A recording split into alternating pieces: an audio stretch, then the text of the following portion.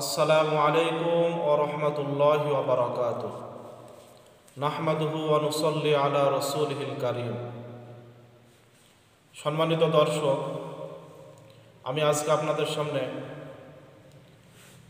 5টি বিষয় ঈমানের অন্তর্ভুক্ত এই বিষয়টি নিয়ে আলোচনা করার চেষ্টা করব ইনশাআল্লাহ।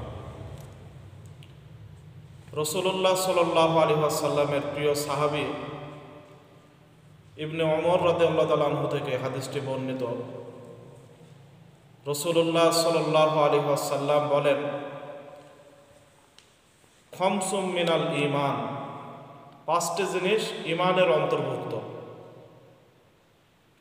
মান লাম ইয়াকুন ফীহি শাইউম মিনহা ফালা ঈমান লাহ, যে ব্যক্তির মধ্যে এই 5টি বৈশিষ্ট্য থাকবে না সে কখনো পূর্ণ ঈমানদার হতে পারবে না। সেই 5টি বিষয় সম্পর্কে রাসূলুল্লাহ সাল্লাল্লাহু আলাইহি ওয়াসাল্লাম বলেন, 1 নম্বর আত-তাসলিমু লিআমরিল্লাহ, আল্লাহর আদেশের সামনে আত্মসমর্পণ করা। আল্লাহ পাক রব্বুল আলামিন যখন যে আদেশ দেন, যখন যে নিষেধ করেন,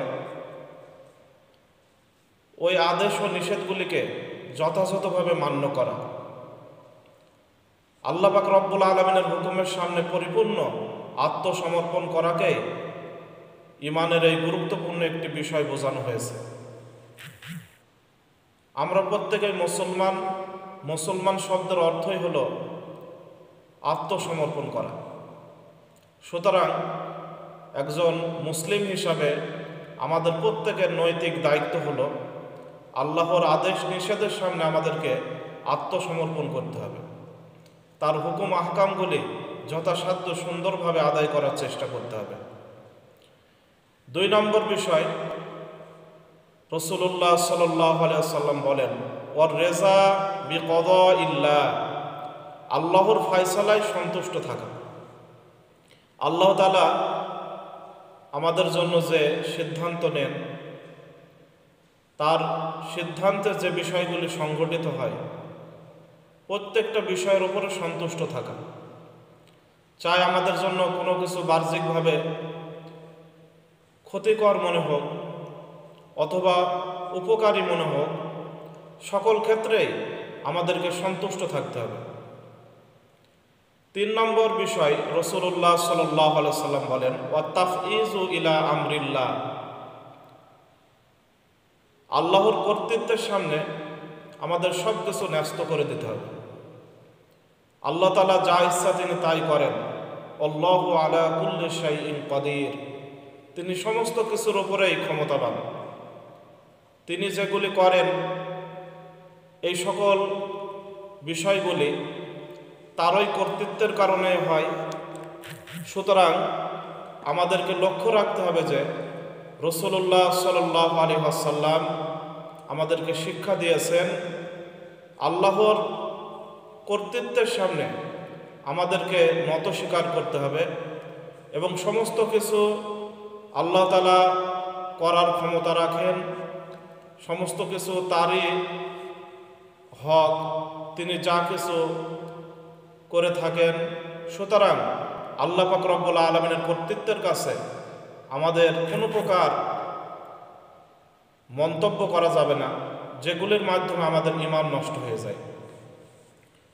সম্মানিত দর্শক, রাসূলুল্লাহ সাল্লাল্লাহু আলাইহি ওয়াসাল্লাম 4র্থ বিষয় উল্লেখ করেছেন, যেটি ঈমানের অন্তর্ভুক্ত, ওয়া তাওয়াক্কুলু আলাল্লাহ, আল্লাহর উপর ভরসা করা। আমরা প্রত্যেকটা কাজকর্মে আল্লাহ তাআলার প্রতি ভরসা রাখব। যখন যেটি প্রয়োজন হয়, প্রয়োজনের সময়ও আল্লাহ তাআলার উপরেই আমরা ভরসা রাখব। আল্লাহ তাআলা বলেন, ওয়া মান ইয়াতাওয়াক্কাল আলাল্লাহি ফাহুয়া হাসবু, যে ব্যক্তি আল্লাহর উপরে ভরসা রাখে আল্লাহ পাক রব্বুল আলামিন তার জন্য যথেষ্ট হয়ে যান। কোরআনুল কারীমের অপর আয়াতে আল্লাহ তাআলা বলেন, ইন্নাল্লাহা ইউহিব্বুল মুতাওয়াক্কিলিন, নিশ্চয় যারা আল্লাহর উপরে ভরসা রাখে আল্লাহ তাআলা তাদেরকে ভালোবাসেন।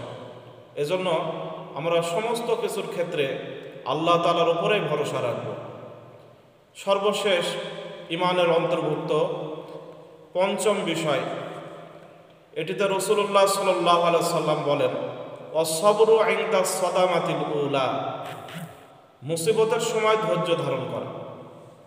এটি ইমানের একটি গুরুত্বপূর্ণ বিষয়। একজন মুমিন মুসলমান সে সব সময় আল্লাহ পাক রব্বুল আলামিনের উপরে ভরসা যেমন রাখবে, মুসিবতের সময়ও আল্লাহ তাআলার উপরেই সে সমস্ত কিছু ন্যস্ত করে দেবে এবং ধৈর্য ধারণ করবে, সবর করবে। কোরআনুল কারীম আল্লাহ তাআলা বলেন, ইন্নাল্লাহা ইউহিব্বুস সাবিরিন, নিশ্চয় আল্লাহ তাআলা সবরকারীদেরকে ভালোবাসেন। হাদিস শরীফে রাসূলুল্লাহ সাল্লাল্লাহু আলাইহি ওয়াসাল্লাম বলেন, আস-সাবরু সাওয়াবুহুল জান্নাহ, সবরের প্রতিদান সরাসরি জান্নাত। এজন্য ইমানের সাথে আমরা সংশ্লিষ্ট যে বিষয়গুলি সম্পর্কে আজকে অবগত হলাম, 5টি বিষয়, এই 5টি বিষয় সম্পর্কে আমরা সকলেই সঠিকভাবে জ্ঞান রাখব এবং আমরা আমাদের জীবনকে পরিচালনা করার চেষ্টা করব। সুপ্রিয় দর্শক, যে হাদিসটির আলোকে আজকে আপনাদের সামনে আলোচনা করলাম, এই হাদিসটি মাজমাউজ জাওয়ায়েদ 1 নম্বর খণ্ডের 56 পৃষ্ঠায় 183 নম্বর হাদিস, এবং হাদিসটি কানজুল উম্মাহ কিতাবের মধ্যেও এসেছে। কানজুল উম্মাহ 1 নম্বর খণ্ড 37 পৃষ্ঠায় 68 নম্বর হাদিস। আল্লাহ তাআলা আমাদের সকলকে ইমানের অন্তর্ভুক্ত এই বিষয়গুলির প্রতি আমল করার তৌফিক দান করেন, আমিন। ওয়া আখিরু দাওয়ানা আলহামদুলিল্লাহি রাব্বিল আলামিন। আসসালামু আলাইকুম ওয়া রাহমাতুল্লাহি ওয়া বারাকাতুহু।